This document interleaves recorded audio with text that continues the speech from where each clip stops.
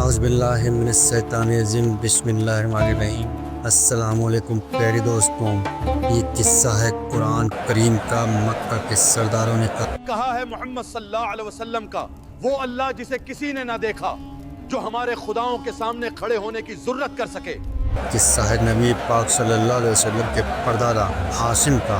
मक्का वालों से उन्होंने कहा, मैं हूँ हाशिम अब्दुल मनाब का बेटा और हम हैं अल्लाह के घर काबा शरीफ के मुहाफिज। हाँ, बिल्कुल सही कहा।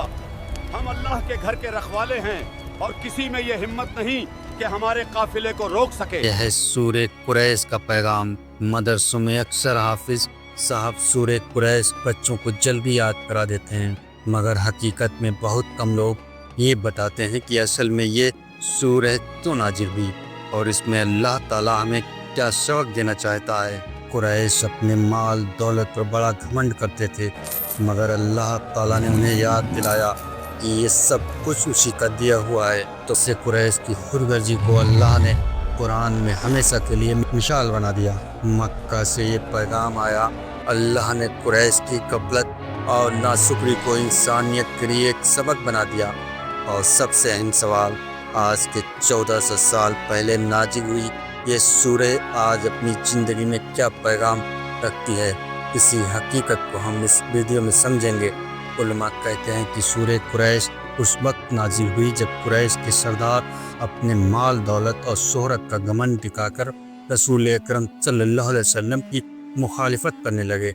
अबू हकम ने बनु हाशिम के लोगों से कहा, बनु हाशिम, एक बात मेरी समझ में कतई नहीं आती। कौन सी बात?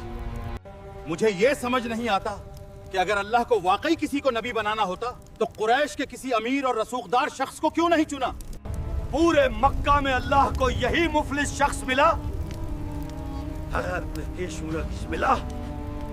सही कहते हो, अल्लाह चाहता तो किसी सरदार को नबी बना देता, किसी ऐसे को जिसका नाम दौलत और रुतबा पूरे मक्का में गूंजता हो।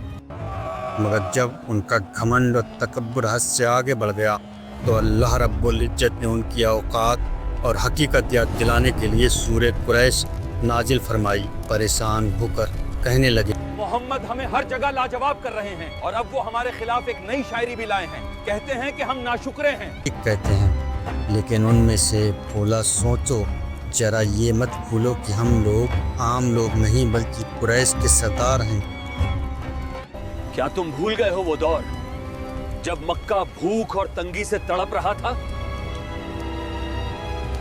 पानी बिल्कुल सूख गया है। हम क्या करेंगे? मुझे नहीं पता भाई, अल्लाह हमारी मदद करे।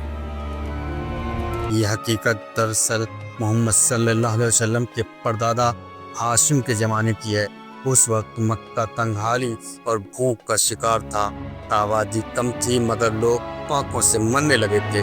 लोग इब्राहीम अलैहिस्सलाम की तौहीद भूल चुके थे। ऐ हम्बल, हम तुझे अल्लाह तक अपनी बात पहुंचाने का वसीला मानते हैं और हम तुझे ही मानते रहेंगे। ये दीन हमारे बाप दादा ने हमें दिया है। हम अपने पुरखों के इस दीन को किसी के बहकावे में आकर कतई नहीं छोड़ेंगे। लोग पुकारते, ऐ हम्बल, हमारी दुआ का वसीला बन, बच्चे भूख से मर रहे हैं, रहम कर। लेकिन उनकी मदद न कर सका। ये ज़माना इतना मुश्किल था कि लोग ख्वाबों में रोटियां और पानी देखते। कोई कहता, कल मैंने ख्वाब देखा, हम दोनों पेट भर कर रोटियां खा रहे थे और ठंडा पानी पी रहे थे। कल मैंने ख्वाब में पेट भरकर खाना खाया। हाँ, मैंने भी ख्वाब में कई दिनों के बाद पानी पिया। और फिर एक उम्मीद की किरण जगी। अरे वो देखो, कौन आ रहा है? अरे ये तो काबा के रखवाले हैं। मैं हूँ हाशिम अब्दुल मनाब का बेटा और हम हैं अल्लाह के घर काबा शरीफ के मुहाफिज। हम आप लोगों को इस भुखमरी से निकालने के लिए कुछ भी करेंगे। जब तक हमारी जान में जान है, कोई भूखा नहीं सोएगा। अरे कुछ दिन तो यूं ही गुजर जाएंगे, लेकिन इस मुश्किल का मुकम्मल इलाज निकालना होगा। सिर्फ अस्थाई राहत से बात नहीं बनेगी। मैं अपने लोगों को इस हाल में नहीं देख सकता। आप बुजुर्ग हैं, कोई रास्ता दिखाइए। हमारी समझ में कुछ नहीं आता। मक्का एक रेतीला इलाका है, यहाँ ना फल उगते हैं ना सब्जियां।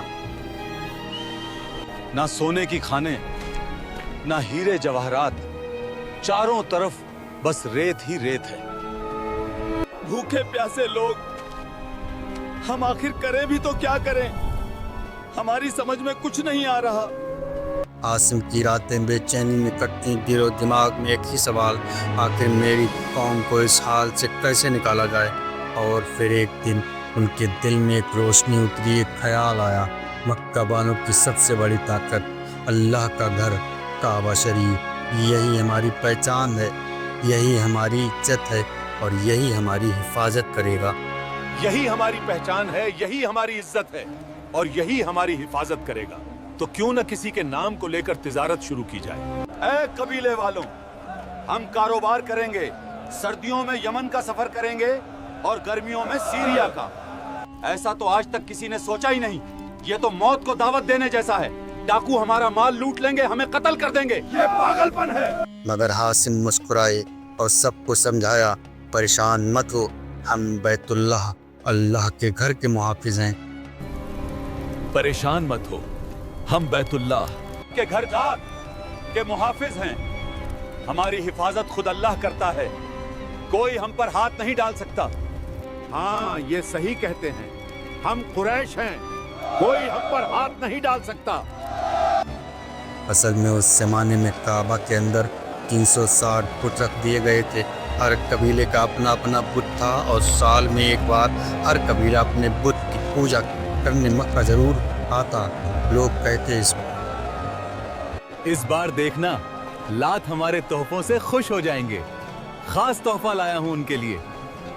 कोई कबीला कुरैश के काफिले पर हमला करता तो उसे डर रहता कि कुरैश उनके बुत को नुकसान न पहुंचा दें या उनके बुत को काबा से निकाल बाहर न कर दें, क्योंकि आखिर में उन्हें साल में एक बार अपने बुत की पूजा के लिए मक्का आना ही था। इसलिए कोई कबीला कुरैश के खिलाफ खड़ा होने की कुरैश के लोग सर्दियों में यमन और गर्मियों में शाम का सफ़र करने लगे। अगर रास्ते में कोई डाकू उन्हें रोकता तो कुरैश वाले कहते, क्या तुम नहीं जानते हम बैतुल्लाह अल्लाह के घर के रखवाले हैं। ये सुनकर डाकू सहम जाते, मुझसे बड़ी भूल हो गई, माफ़ कर दीजिए। कुरैश वाले कहते, कोई बात नहीं, मगर आगे से ख्याल रखना। और फिर बेखौफ होकर पूरे यकीन के साथ अपना सफ़र जारी रखते। और इसी तरह काबा के मक्का में होने की वजह से कुरैश बेखौफ होकर सर्दी और गर्मी का सफ़र करते रहे। धीरे धीरे मक्का सिर्फ एक बस्ती नहीं रहा, बल्कि एक बिजनेस हब बन गया। लोग खुशहाल हो गए, अमीरी आ गई। इन लंबे सफ़रों ने कुरैश को सिर्फ माल और दौलत ही नहीं, बल्कि उन्हें इल्म और तजुर्बे से भी माला माल कर दिया। उनके ताल्लुकात दूसरे मुल्कों के बादशाहों से बनने लगे। कुरैश के सरदार बोले, ये कहानी है मक्का के कब्बा पर हमारे यकीन की। अब आप अगले हिस्से में देखेंगे जब मक्का के